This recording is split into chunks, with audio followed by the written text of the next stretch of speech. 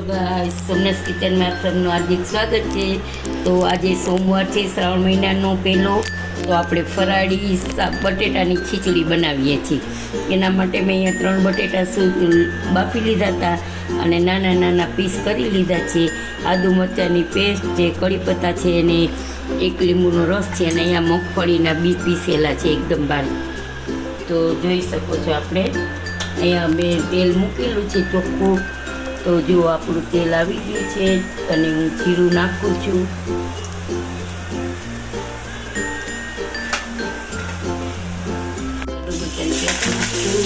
પછી કઢી પત્તા નાખશું અને પછી આપણે આ બટેટા બધા ઉમેરી દઈશું આપણે।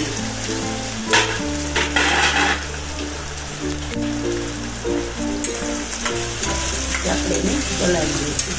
આમાં ભૂકો થઈ જાય તો કોઈ ઓલી જે કાંઈ વાંધો નથી, કારણ કે ખીચડી છે એટલે ભૂકો જ થવાનો છે। તો જુઓ આપણે સ્વાદ અનુસાર નિમક નાખશું,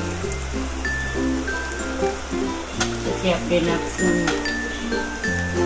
લાલ મરચું પાવડર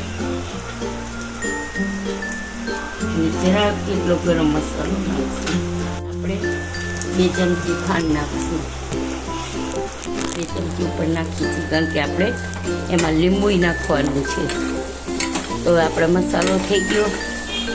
હવે આપણે એને બીને નાખી દઈશું ભૂકો।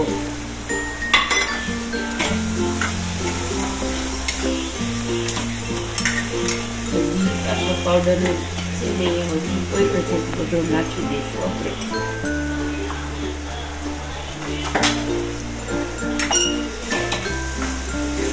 જુઓ ગાઈસ, હવે ઉતારવા ટાણે આપણે લીંબુનો રસ નાખી દેવાનો છે